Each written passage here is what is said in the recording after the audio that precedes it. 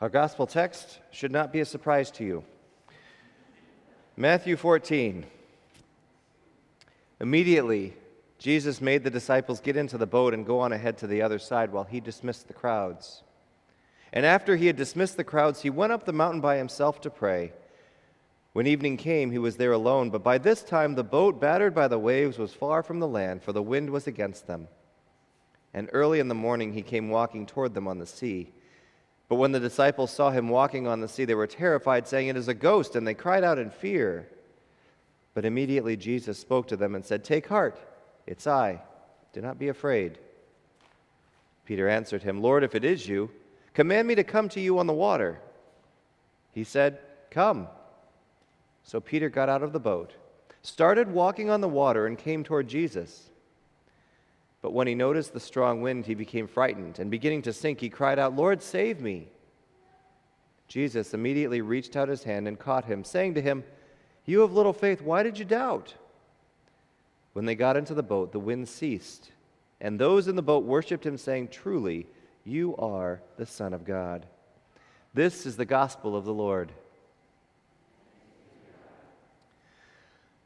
Moses said, "Be bold, be strong, the Lord goes before you." Joshua didn't know what he was getting into. He just knew that he was next in line, and he took over a stumbling, wandering little nation as they made their way toward the promised land. I wonder what his first day on the job looked like. I wonder what he was thinking about, what he was praying about, what he was afraid of, what made him nervous. You know, I don't remember the first time I walked. I'm fairly certain of a few things. I'm certain that I moved across the floor in our little house in Royal Oak, Michigan with all the grace and purpose of Fred Astaire. I'm sure that I moved smoothly and effortlessly from one parent to the other. I'm absolutely certain that after my little stroll across the living room, my parents took notes on how they might improve their own walking ability. I'm also certain that absolutely none of that is true. Pretty sure I fell on my face several times, maybe more than average. But the good news is, I got over it. I got over that failure, I got over that frustration, and I kept at it. And judging from what I saw just a few minutes ago, so did you. There was a point where walking was impossible for each and every one of us. And it's amazing when you think about all the things that come into play just in taking a step. Things like equilibrium, a fancy word for balance. Things like opposing gravitational forces. All of those things that we may not understand, we figured out somehow. And we tried it, and we fell, and we got up, and we started over. What was once impossible to all of us became possible through hoping, through trying, through persisting, and most importantly, we didn't give up. When we're that young, we don't know how to quit. We each saw someone doing something that we really wanted to do, so we tried it. And we did it. And we failed. And we tried again. Sometimes folks look even beyond what they see other people doing, and they get an idea of what could we do that someone's never done before. There was a little boy named Jimmy. It was in the late 30s, and Jimmy was getting ready for bed.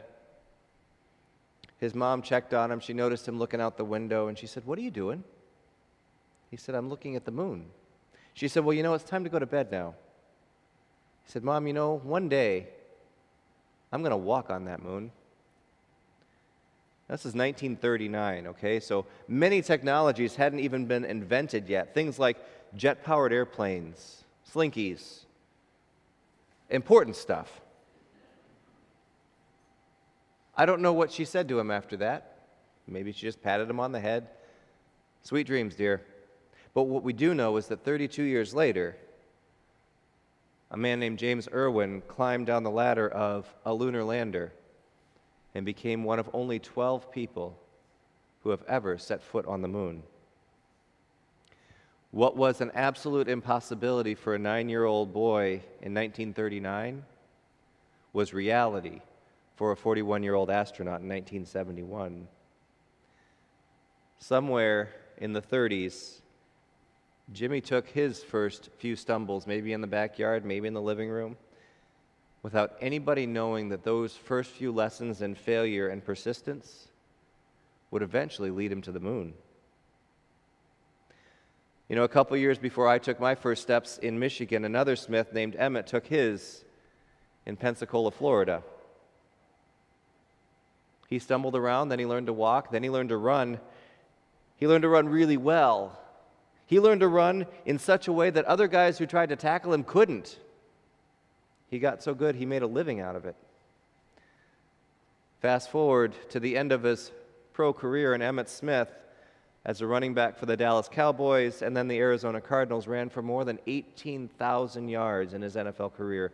That's almost 10.5 miles of running, all the while having 11 other guys trying to tackle him.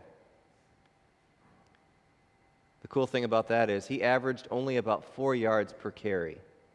That's 18,000 yards, averaging only 4 yards at a time. That's a lot of picking himself up, straightening out his pads, and heading back to the huddle to do it again. We've each taken a lot of first steps. Those steps have led us to some amazing places. Those steps have led us into meetings where our lives have been changed. Those steps have led us to encounter people who have shaped who we are. Those steps have impacted other people's lives. Many of those steps have been timid, unsure, uncertain, but we've taken them anyway. Ortberg writes, in any arena where you're concerned about failure, the single most destructive thing you can do is nothing. Over these past several weeks, it's been a lot of fun to hear the encouragement in this community and even spreading beyond the walls in so many different ways to step out of the boat. It's becoming part of our general conversation, and I love that. That's fantastic. I'm really thankful for the many small steps folks have been taking. And I don't know where they're going to lead any more than you do. But it's exciting, and I love that. The question comes, what's next? People are taking these small steps. You know, I'll try this, or I'll go meet this person, or I'll do this little thing. We don't know what's going to happen next. And that's where sometimes we can get nervous. Remember, Peter didn't skip across the water like a smooth rock on a flat lake. Peter stumbled. Peter got nervous. Peter cried out for help. Peter needed help getting up. But then he walked again. Notice, it doesn't say in there that Jesus picked him up and carried him back to the boat like a child. It says that Peter walked on the water, Jesus gave him a hand up, and then they returned to the boat, which tells me that Peter did some more walking. Peter was resilient, and I admire that about him. I take heart from his resilience, and even more, I take heart in his reliance. Since we first had our relationship with God, since the very, very beginning, God has promised to be with us at all times and in all things.